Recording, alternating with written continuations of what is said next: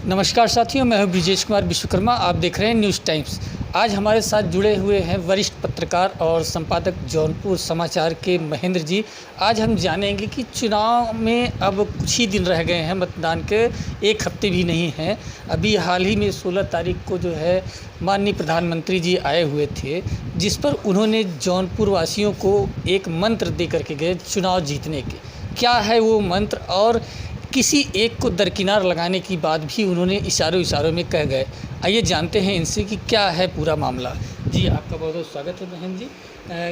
अभी हाल में आए थे जो है माननीय प्रधानमंत्री जी, तो उन्होंने प्रत्याशियों को जो है और कार्यकर्ताओं को जीतने के मूल मंत्र दे गए थे। तो कुछ लोगों को इशारों में उन्होंने अपनी बात को जो है ऐसे घुमा के बताया कि कुछ लोगों को दरकिनार करने का। तो ऐसे में क्या कयास लगाया जा सकता है? देखिए, सच पूछिए तो 1 हफ्ते रह गए हैं, लेकिन मतदान के 1 हफ्ते के पहले भी मतदाताओं में अभी कोई रुझान नहीं आ रहा है। प्रतिबद्ध मतदाता अपनी जगह हैं, लेकिन जो स्विंग होना चाहिए, जो न्यूट्रल मतदाता हैं, उनको अपनी तरफ स्विंग करने के लिए उन्होंने अपने कार्यकर्ताओं को जो मंत्र दिए, उसमें ये माना जा सकता है कि उनके कार्यकर्ता और पदाधिकारी धीरे धीरे कोशिशें उन्होंने शुरू कर दी हैं। लेकिन सबसे अहम बात यह है कि इस जौनपुर संसदीय क्षेत्र की चुनाव की जो प्रचार है, जो गति लाने की कोशिश है, उसमें ओपनर के तौर पे उतरे प्रधानमंत्री का आना सिर्फ नरेंद्र मोदी या भाजपा कार्यकर्ता या एक नेता का नहीं था। प्रधानमंत्री थे, प्रधानमंत्री के तौर पे आए। उन्होंने यहाँ तकरीबन 24-25 मिनट का भाषण दिया। भाषण वही था जो हम रोज़ टीवी पे देखते हैं। उन्होंने देश भर की चुनाव सभाओं में घूम कर किया, लेकिन जो सबसे अहम चीज़ वो यहाँ दे गए, उन्होंने कहा कि मैं और योगी मिलकर अगले 5 साल में पूर्वांचल की दशा बदल दूंगा। पूर्वांचल की दशा बदल दूंगा का मतलब ये हुआ कि योगी जी का दावा है कि वो लगातार पूर्वांचल की दशा बदलने में लगे हुए हैं। मैं थोड़ा सा पीछे जाता हूँ और पीछे जाकर आपको एक ऐसी घटना, एक ऐसी स्टोरी के बारे में आपसे साझा करना चाहता हूँ, जहाँ से पूर्वांचल की विकास यात्रा शुरू होनी चाहिए थी, या कहिए कि शुरू करने की कोशिश की गई। पूर्वांचल से प्रधानमंत्री ने के विकास से जुड़कर पूर्वांचल में जो उनकी पार्टी की जो कमज़ोर स्थिति है, उसको मजबूत करने की कोशिश की। देखिए, मैं आपको सन 1960 की एक घटना का जिक्र करना चाहता हूँ। अपने बगल के ज़िले गाजीपुर के एक सांसद थे विश्वनाथ राय गहमरी जी। उन्होंने लोकसभा में एक ऐसा भाषण दिया कि पूरा सदन द्रवित हो गया था उस भाषण से। बात क्या थी? बात उन्होंने गाजीपुर से शुरू की थी और जाकर अटकी पूरे पूर्वांचल पे, यानी गोरखपुर से लेकर पूरे पूर्वांचल की स्थिति का उन्होंने बयान कर दिया। जब वो बोल रहे थे तो पूरा सदन एकदम शांत होकर सुन रहा था, और कितने लोग तो बेहद द्रवित भी हो गए थे।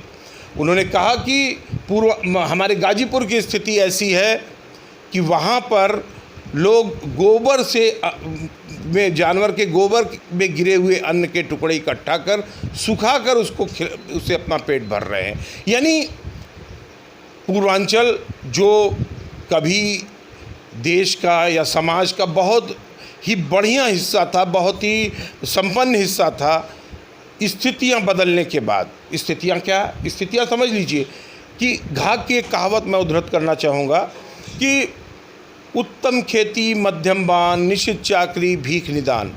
यानी उस समय काल में, उस देश काल में खेती सबसे महत्वपूर्ण चीज़ मानी जाती थी। उत्तम खेती और रोजगार, व्यापार दूसरे नंबर पर था। नौकरी जब बुरी स्थिति में मानी जाती थी, उसका कोई पूछने वाला नहीं होता था, तब की स्थिति में पूर्वांचल काफ़ी संपन्न था, क्योंकि संपन्नता की निशानी किसानी थी, खेती थी, घर में आने वाला गल्ला था। लेकिन स्थितियां बदली, व्यापार और नौकरी धीरे धीरे ऊपर उठते चले गए, और व्यापार और नौकरी ऊपर उठने का मतलब ये हो गया कि खेती जो है गौड़ हो गई। किसान पीछे चला गया। यहाँ पर न सड़कें थी, न बिजली थी 1960 में, न विकास के कोई साधन थे, न कल कारखाने थे, न गृह उद्योग थे, न छोटे उद्योग थे। पैसा आदमी के पास ज़रूर था और खेत थे, खेत में कोई काम करना नहीं चाह रहा था या उसको उतना नहीं मिल रहा था जितना लोग नौकरी से और व्यापार से इकट्ठा कर रहे थे। वैसी स्थिति में जो समाज में अंतर पैदा हुआ, उसकी वजह से पूरा पूर्वांचल, आप कह लें न केवल गाजीपुर, पूरा पूर्वांचल ग्रस्त था। जब मार्मिक विवरण दिया गहमरी जी ने, तो पूरे सदन से यहाँ तक कि प्रधानमंत्री नेहरू ने उठकर तुरंत इस बात की घोषणा की कि इस पूरे मामले को जो इन्होंने उठाया है, संवेदनापूर्ण तरीके से इसका हल निकाला जाएगा। उन्होंने तत्कालीन गृह सचिव FM पटेल के नेतृत्व में एक आयोग की घोषणा की, जिसने तुरंत इन पूरे क्षेत्र का दौरा किया, ज़मीनी हकीकत जानी और एक रिपोर्ट उनको पूरा खाका खींच कर प्रधानमंत्री जी को दिया। 1961 की बात है ये, कि पूर्वांचल के विकास के लिए क्या किया जाना चाहिए। 1961 से लेकर 2020 तक वो फाइल बंद पड़ी रही और पिछले 2 साल पहले उस पटेल आयोग की सिफारिशों को बहुत सोच समझकर, इन 60 सालों के अंतर के हिसाब से देखकर प्रदेश की योगी सरकार ने लागू किया। अब मैं बात जो मुख्य कहना चाह रहा हूँ वो ये है कि पटेल जी की उस रिपोर्ट को झाड़ पोंछ कर यहाँ लागू करने के बाद यहाँ एक्सप्रेसवे बनने लगे, तरह तरह के डेवलपमेंट्स होने लगे। अभी मैं एक लेख पढ़ रहा था जनपद के वरिष्ठ पत्रकार अरविंद उपाध्याय जी का, जिसमें उन्होंने कहा था, उन्होंने बताने की कोशिश की थी कि प्रदेश सरकार जनपद को NCR की तरीके से कैसे डेवलप करेगी। यही हाल गाजीपुर का होगा, गोरखपुर डेवलप है, आजमगढ़ का होगा। सभी पूर्वांचल के जितने ज़िले हैं उनमें तरह तरह की से सरकार कोशिश कर रही है, वहाँ के प्रोडक्ट को प्रमोट कर रही है, वहाँ की चीज़ों को प्रमोट कर रही है। तो इस तरीके से सरकार की निगाह जो है पूर्वांचल पर लगी हुई है। अब मोदी जी क्या कह गए, उन्होंने घोषणा की कि योगी और मैं मिलकर अगले 5 साल में इस पूरे पूर्वांचल की दशा को बदल देंगे। इसका मतलब ये हुआ, सीधे निकाला जाना चाहिए कि अगले 5 साल तक को योगी जी को कोई प्रमोशन नहीं मिलने वाला है। जिस प्रमोशन की आस में वो और उनके समर्थक बैठे हुए हैं, वो फिलहाल नहीं मिलने वाला है। दूसरी चीज़ उन्होंने क्लियर कर दी यहाँ पर अपने मतदाताओं के बीच में, या कहिए योगी जी के मतदाताओं के बीच में, कि उनका प्रदेश का मुखिया बना रहना अगले 5 सालों में भी, अगर जनता उन्हें फिर चुनती है तो वो ही मुख्यमंत्री बनेंगे। तो इन सब चीज़ों को देखते हुए प्रधानमंत्री यहाँ पहुँचे और उन्होंने संगठन में, बड़ा संगठन है, तमाम विरोधाभास हैं, उनमें काफ़ी सामंजस्य बैठाने की कोशिश की। उन्होंने एक तरफ तो योगी समर्थकों को साधा और दूसरी तरफ उन लोगों को भी साथ दिया जो योगी, इस सरकार में योगी का विरोध कर रहे हैं, योगी के आगे प्रमोशंस का विरोध कर रहे हैं। यानी ये माना जाए कि न योगी का प्रमोशन होने वाला है 5 साल तक, न डिमोशन होने वाला है। तो क्या जो है मुख्यमंत्री योगी आदित्यनाथ जी जो है सीधे अभी 5 साल तक कंटिन्यू जो है वो बने रहेंगे मुख्यमंत्री, और प्रधानमंत्री एक तरीके से अपने भाषण में सबको यही बता के गए कि वो जो है आने वाले समय में 5 साल में फिर अपने आप को प्रधानमंत्री घोषित किए हैं?